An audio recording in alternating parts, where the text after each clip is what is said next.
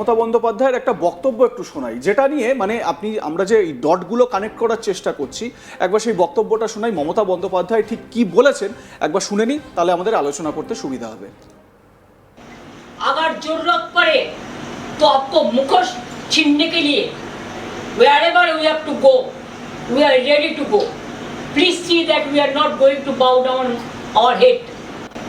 अगर जरूरत पड़े तो आपको मुखोश छीनने के लिए wherever we have to go, we are ready to go. Please see that we are not going to bow down our head.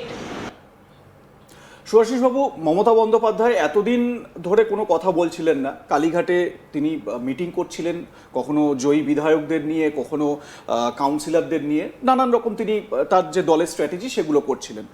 গতকাল তিনি আসলেন, সাংবাদিক বৈঠক করলেন, এবং এই যে সময়টার কথা আমি বলছি, যেই সময় মার্কো রুবিও কলকাতায়, তার 24 ঘন্টার মধ্যে মমতা বন্দ্যোপাধ্যায় বলছেন আপনাদের মুখোশ খোলার জন্য যেখানে আমাদের যেতে হয় আমরা সেখানে যাব। আমার এইখান থেকে একটা প্রশ্ন, আপনার সঙ্গে আমি এর আগেও একটা শো করেছি যে কলকাতাকে কেন্দ্র করে কোথাও কি এই যে ডিপ স্টেট, যে কোনো দেশেরই হোক, আমরা কোনো দেশের নাম করিনি, যে কোনো দেশেরই ডিপ স্টেট যেরকমভাবে ইন্টারেস্ট নিয়েছিল তার একটা মোটামুটি আন্দাজ আমরা করতে পারছি। আর তার সঙ্গে মমতা বন্দ্যোপাধ্যায় যে এই বক্তব্যটা রাখলেন যে যেখানে যেতে হয় আমরা যাব, সেটা কি তিনি মানে নির্দিষ্ট করে ইউএসএর কাছে যাওয়ার কথাই কি উল্লেখ করতে চাইলেন, মানে স্পেসিফিকভাবে যদি আমরা একটু এটা খোঁজ নিই? এটা বলার মতো এনাফ ডেটা নেই যে উনি ইউএসএ যাবেন নাকি কিউবা যাবেন নাকি সিঙ্গাপুরে গিয়ে ইউএসএ লোকের সাথে মিটিং করবেন, সেটা বলার জায়গায় আমরা কেউই নেই। কিন্তু একটা কথা বলা যেতে পারে, হঠাৎ করে উনি ইংরেজিতে কেন এই প্রেস কনফারেন্সটা করলেন আমি জানি না, কারণ এআই দিয়ে এখন বাংলা প্রেস কনফারেন্সও ইংরেজিতে ট্রান্সলেট করলে বিদেশের লোকরা বুঝতে পারে এবং শুনতে পারে। সাধারণত ডাইরেক্টলি করার দরকার পড়ে না, এটা খুব ভুল স্ট্র্যাটেজি বলে আমার ধারণা। এটা ডাইরেক্টলি ইংরেজিতে করলে করার কোনো প্রয়োজনীয়তা ছিল না। It's a very predictable step. দ্বিতীয় কথা হচ্ছে, একটা কথা বলাটাই বাহুল্য, যে সেটা হলো যে কোথাও গিয়ে আমার মনে হয় যে ইন্ডিয়ান গভর্নমেন্ট, ইন্ডিয়ান এজেন্সিজ, ইন্ডিয়ার থিঙ্ক ট্যাঙ্ক বা স্ট্র্যাটেজিসদের একটু মানে একটু খাটো চোখে দেখেন বিশেষ কিছু দেশের লোকজন। তারা হয়তো মনে করেন যে আমরা যেহেতু খুব সিম্পল লাইফ লিড করি আমাদের দেশের বড় বড় পদাধিকারীরা, তার জন্য ওনারা হয়তো কোনোভাবে মনে করেন যে খুব ইজিলি তারা ম্যানিপুলেটেবল, খুব ইজিলি হয়তো অ্যাক্সেসেবল, ম্যানিপুলেটেবল। এবং সব থেকে হাস্যকর কথা হচ্ছে যে ওরা বুঝতে অনেক সময় লেগে যাবে, এইটা ভাবেন। অ্যাকচুয়ালি কি জানেন তো, আমাদের দেশে একটা অর্থসামাজিক ব্যবস্থাটা বোঝাটা খুব প্রয়োজনীয়। আমরা হচ্ছে সেই দেশ যারা একটা জল নেওয়ার লাইনে 3 ঘন্টা ধরে দাঁড়িয়ে এই স্ট্র্যাটেজি করি যে আমার বালতিটাকে যদি কোনোভাবে এগিয়ে নিতে পারি, আমার বালতিটা আমি আগে ভরে নেব কীভাবে, এইভাবে ভাবতে ভাবতে আমরা বড় হই এই ভেবে আমরা যখন বড় হয়ে যাই, আমরা এটা ভাবি যে আজকে যদি আমি ব্যাটিং করতে হয় আমাকে 2 ঘন্টা ধরে, তাহলে আমাকে কিন্তু ব্যাট উইকেটটা কীভাবে, আমার ব্যাট উইকেটটা দিয়ে যাতে খেলা হয় সেটা যেন I will make sure. So এই ধরনের বদমাইশি করে ছেলেপিলে বড় হয়ে পলিটিশিয়ান হয়, বড় হয়ে বিউরোক্র্যাট হয়, বড় হয়ে ডিপ্লোম্যাট হয়, বড় হয়ে স্ট্র্যাটেজিস্ট হয়। সেই ছেলেপিলেদের মাথায়তে এত পরিষ্কার কিছু ঢুকিয়ে দেওয়া অতটা ইজি ব্যাপার নয়। একটা জিনিস জানবেন, আমরা সবাইতে কথায় বলি তো জেনজি। আমি আমাদের এখানকার যারা জেনজি আছেন, Gen Alpha, Gen Beta, Gen Z, whatever you say, এদের উপরে আমার পূর্ণ বিশ্বাস আছে। কেন জানেন? পূর্ণ বিশ্বাস আছে এ কারণেই, কারণ আমরা যেভাবে ভারতীয়তা বোধ নিয়ে জন্মেছি, যদি আমাদের থেকে বেশি ভারতীয়তা বোধ না হয় ওদের কাছে, আমি অবাক হব।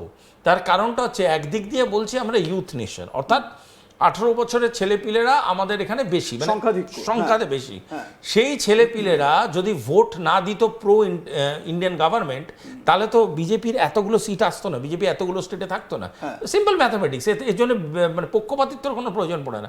Simple mathematics. তার মানে কি, youth generation pro BJP vote দিচ্ছে, যে কোনো ন্যারেটিভেই কনভিন্সড হয়ে গিয়ে হোক না কেন দিচ্ছে। সুতরাং ইউনিফর্মিটি বা হোমোজিনিটি যেটাকে বলে, মানে একই রকম ভাবধারাটা যদি আমি দেখতে পাই আমাদের জেনজি, জেন আলফা, জেন বিটার মধ্যে ট্রানজিট করছে বা অসমোসিস ঘটছে, তার মানে এটা পরিষ্কার যে গোটা দেশ এই গোটা দেশ যেদিকে ভোট দিতে চাইছে ম্যাক্সিমাম সেই কাস্টিংটা সেখানেই রেজাল্ট হিসাবে আসছে।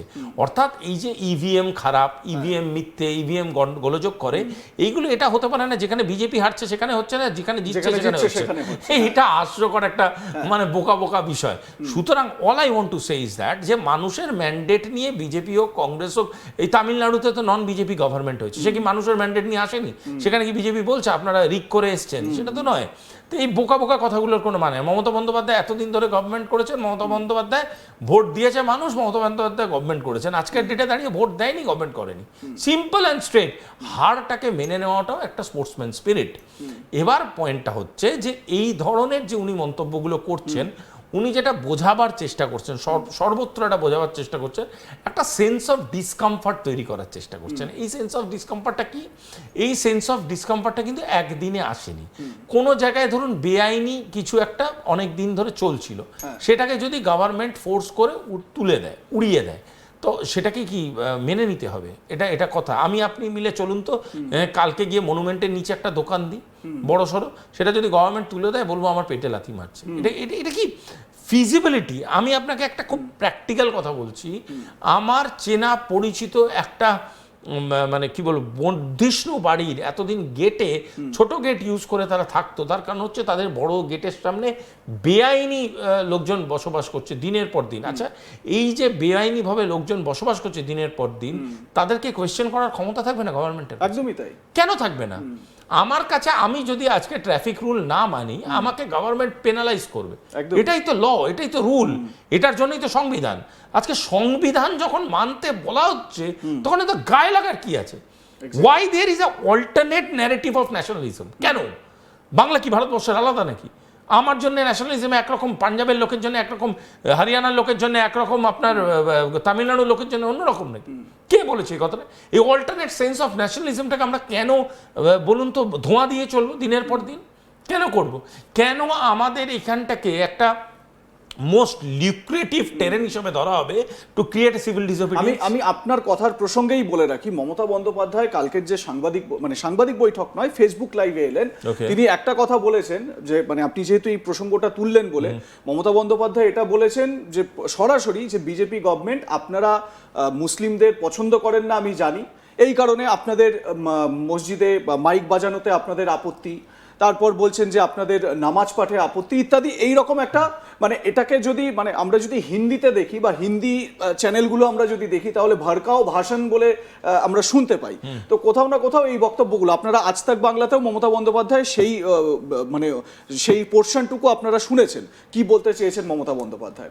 এবারে প্রশ্ন হচ্ছে যে উনি প্রথম কথা হচ্ছে গিয়ে একটা নির্বাচিত সরকার মানুষের ম্যান্ডেটে এসেছে, আপনি যেটা বললেন আমরা দেখতে পেলাম মানুষের ম্যান্ডেটে এসেছে, সেই নির্বাচিত সরকারের বিরুদ্ধে একটা পোর্শন অফ মানুষকে খেপিয়ে দেওয়ার কি চেষ্টা করছে? আমি আপনাকে এবং এর সঙ্গে